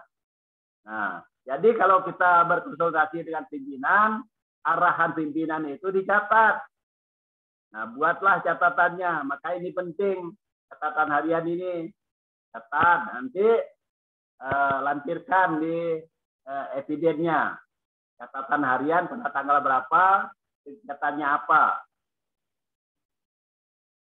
Paham ya? Paham, Pak. Jadi di sini catatan kegiatan harian, mencatat secara real peristiwa, aktivitas peserta setiap hari selama pelaksanaan aktualisasi sesuai dengan jadwal implementasi. Kemudian mencatat nilai-nilai dasar apa saja yang telah dilaksanakan pada saat melakukan aktualisasi. Sebab kalau kalian tidak catat nanti kalian lupa. Kalian hanya berpatokan dengan yang sudah kalian buat di rancangan. Padahal nilai-nilai dasar nanti bisa saja berkembang. Ya, bisa saja bertambah seperti dari yang sudah dirancang di rancangan aktualisasi. Jadi saya tegaskan di sini, ketika kalian melaksanakan aktualisasi, aktivitas kalian itu bisa saja bertambah dibandingkan dengan yang sudah dirancangkan. Ya. Bisa saja misalnya nilai-nilainya kalian tambahkan indikatornya, silakan aja. Itu sangat memungkinkan. Ya. Oke, paham nggak sampai sini? Paham, Pak. Paham. Nah, syukurlah kalau ada paham. Nah, oleh karena itu, apa yang saya jelaskan ini mungkin mudah-mudahan bisa membantu kalian untuk mempersiapkan kalian turun setelah kalian menyelesaikan seminar rancangan nanti. Karena tidak ada waktu lagi kita untuk menjelaskan. Nah, nanti kalian setelah aktualisasi, setelah pulang ke tempat kerja masing-masing, kalian tinggal waktunya masuk, nanti tinggal membuat laporan. Jadi membuat laporannya, formatnya kembali lagi saya tunjukkan di atas ini, harus seperti ini.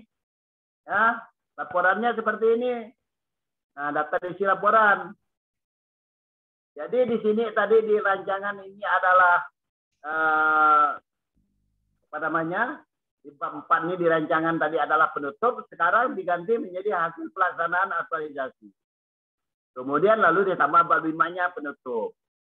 Jadi menempatkan laporannya tuh di bab 4. Nah, kemudian saya ingatkan ketika ini berubah menjadi laporan, bab 4-nya jangan saya ulangi, bab 3-nya jangan ada perubahan, tidak ada perubahan. Ya. Halo? Ya, Pak. Bab 3 dalam rancangan tetap dibawa di dalam laporan. Ya, tetap dibawa di dalam laporan, ditempatkan di dalam laporan sebagai bab 3 juga. Tetapi tidak boleh dirubah. Kenapa? Filosofinya apa? supaya nanti penguji bisa membandingkan di dalam ujian laporan nanti antara rancangan itu dengan hasil pelaksanaan itu sinkron tidak yang kalian kerjakan untuk membandingkannya. Oke, paham? Ya, Pak. Nah, kemudian yang disesuaikan adalah mulai dari halaman depan ini, ya, mungkin kata pengantarnya nanti ada masih menyebut rancangan, dirubahlah menjadi laporan. Begitu juga segala latar belakang tujuan dan sebagainya. Kalau ada bahasa-bahasa rancangan, semuanya harus disesuaikan dengan menjadi laporan. Sedangkan di bab 3 tidak boleh dirubah. Paham ya? Ya, Pak. Ini filosofinya paham ya? Filosofinya kenapa bab 3 tidak boleh dirubah? Karena bab 3 itu merupakan rancangan untuk membandingkan hasil pelaksanaan aktualisasi yang kalian kerjakan. Oke? Siapa? Cukup ya? Pak. Ya, Pak. Pertanyaan sebelum kita tutup?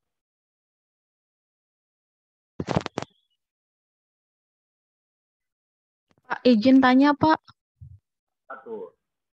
Tadi kan Bapak bilang yang kalau nanti buat laporannya di yang bab 3 nggak boleh dirubah gitu kan, Pak. Nah, kalau misalkan nanti pas kita seminar ternyata ada koreksi-koreksi, itu gimana? Boleh nggak diubah sesuai dengan ininya? Maksudnya itu tidak boleh dirubah itu bahwa di dalam rancangan itu nanti itu untuk pedoman kita melaksanakan aktualisasi. Tetapi pertanyaan tadi bagus, kalau nanti rancangan seminar rancangan aktualisasi nanti ada perbaikan dari penguji, ya kita ikuti dulu itu, sempurnakan dulu. Nah, setelah disempurnakan, itulah yang menjadi pedoman kita. Oke, Pak. Siap, Pak. Tidak boleh berubah. Kan tujuan kita seminar ini kan untuk memperbaiki, menyempurnakan rancangan yang akan kita bawa ke lapangan. Nah, maksudnya ketika sudah dibawa kalian ke lapangan, kalian waktu menyusun laporan jangan kalian rubah lagi itu. Itulah yang menjadi pedoman kalian. Ya, di bab 3 tuh terutama tabel rancangannya. Nah, kalau pada saat seminar nanti di tabel rancangan itu nanti diminta oleh penguji untuk disempurnakan, ya disempurnakan lagi. Nanti baru kita bawa ke pada saat kita aktualisasi 30 hari, yang sudah disempurnakan itulah yang menjadi pedoman kita. Oke? Oke, Pak. Terima kasih, Pak. Ada yang lain? Tidak ada? Sudah ngantuk? Sudah ngantuk semua kah? Belum, Pak. Belum. Pak. Sebut nama. Pak, saya ini Pak mau bertanya. Apa tuh? Gini Pak, yang tadi kan untuk besok, kan tadi kita untuk peserta kan dikasih waktu 10-15 menit. Nah, untuk dalam itu kira-kira apa yang harus kami sampaikan dalam waktu yang singkat itu, Pak? Nah, itulah tadi makanya kita belajar nyampai kalian tadi yang seperti kalian tampilkan tadi.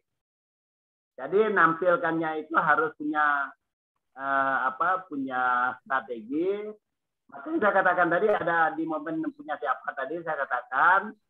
Nah, pertama kita kalau kita mau pertama kan kita memperkenalkan diri dulu, nama saya apa, tugasnya di mana gitu ya tampilannya.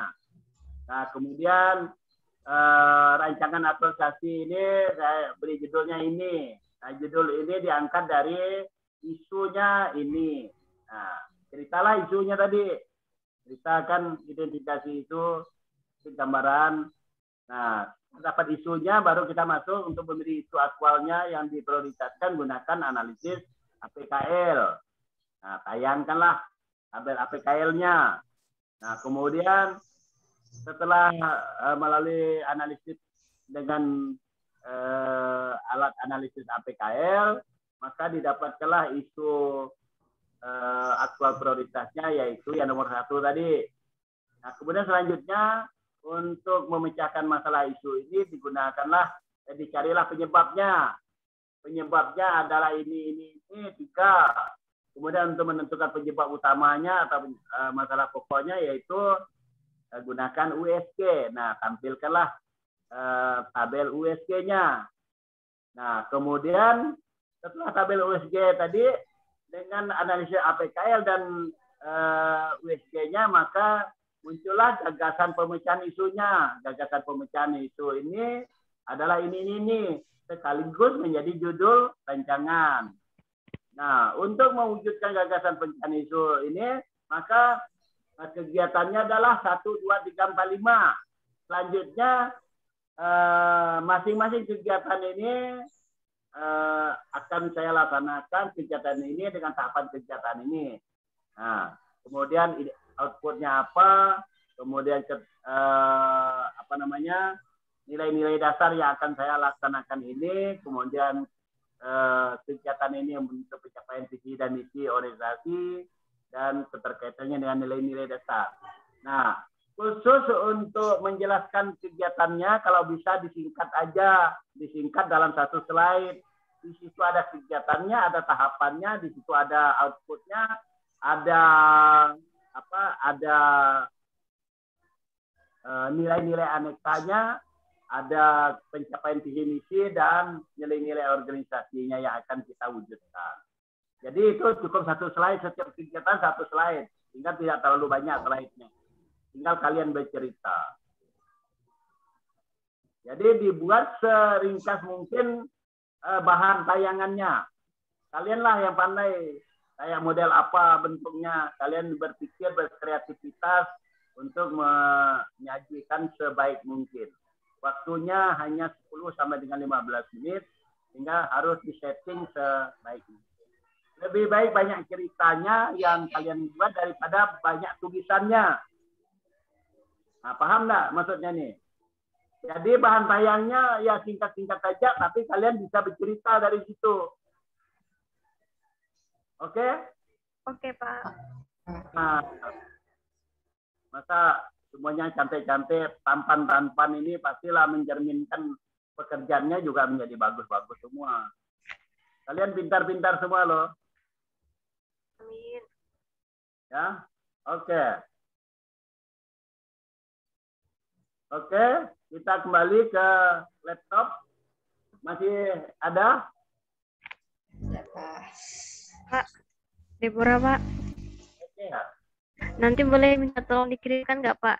PPT tadi ke... Ya, pasti saya kirimkan. Oke, makasih, Pak. Siap, Ya. makasih, Pak. Oke, baik. Terima kasih. Jadi pagi hari ini kita sudah menuntaskan pertemuan kita. Mudah-mudahan apa yang diberikan ini bisa bermanfaat. Sebenarnya saya ini pengen ke Skadau sebenarnya. Pak Faisal, saya ini sebenarnya pengen ke Skadau. Kalau saya ke Skadau besok, misalnya di mana kita bisa itu ya, bisa Zoom ya. Karena di rumah saya itu sinyalnya kedau-kedau. Banyak Pak di Skadau Pak. Di Skadau di mana nih? Faisal di mana nih? Ini posisi lagi di kantor Pak. Kominfo itu di mana? Di KPPM ya? Di KPPM ya? Siap, link apa komplek kantor Bupati Pak. Oh ya di BKD-nya. Siapa tahu saya tuh kepingin pulang hari ini. Saya ini orang Skadau. Oh ya Pak. Kawan ini nggak tahu bahwa saya ini orang Skadau. Saya ini di Skadau ya. Saya tuh pengen pulang. Jadi maksud saya tuh saya mau datang ke Skadau aja. Zoom-nya dengan mereka besok. Tapi itulah waktunya bisa enggak. Kalau jadi nanti saya ada beritahu ya.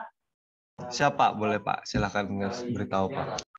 Nanti saya numpang di kantor aja. Kita seminar besok. Siap, boleh Pak. Lebih bagus bahwa mereka tuh datang ini kan aman juga COVID-nya. Datang ke Skadau, kumpul itu kita ketemu kan lebih enak gitu ya. Izin Pak Robert. Oke. Fahrudin, Pak. Ya, gimana Pak Fahrudin? Kalau kebetulan Bapak kan udah cek saya kemarin, Bapak mau pulang kampung Pak ya. Sama Pak, saya dari daerah Rawang juga Pak, satu dapil kita nih Pak. Oh, iyalah. Nggak tahu yang pesertanya ada anak orang Skadau di situ. Ada Pak, ada siku dua lah orang kita tuh. Allah. Ah. Iyalah. Izin Pak Robert, seandainya besok Bapak mau ke kantor BKPSDM juga bisa Pak. Bapak bisa langsung Zoom dari tempat kami juga bisa. Nanti kita sediakan tempatnya. Jam 8 kita mulai Pak. Jam 8 ya? Ya. Yalah.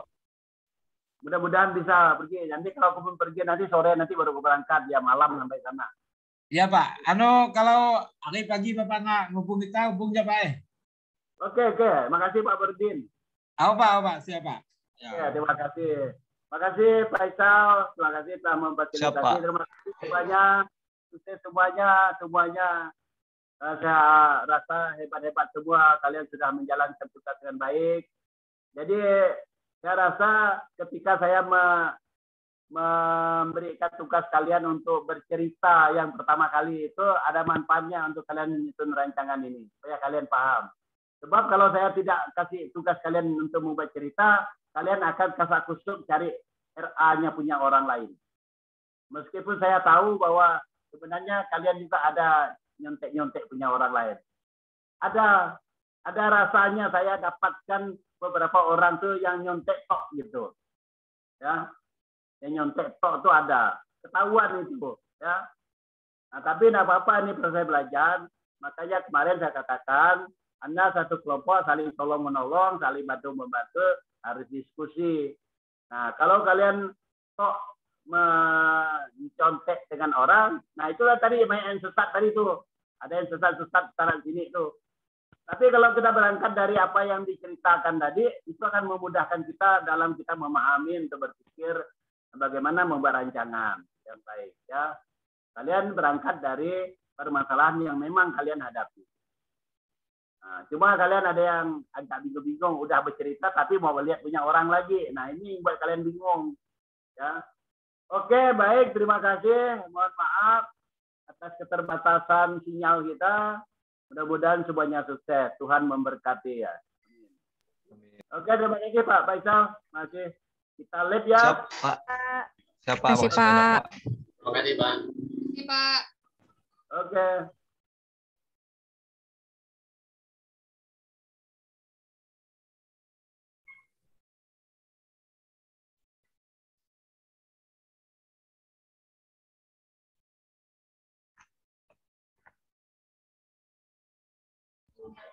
Bapak Rudin.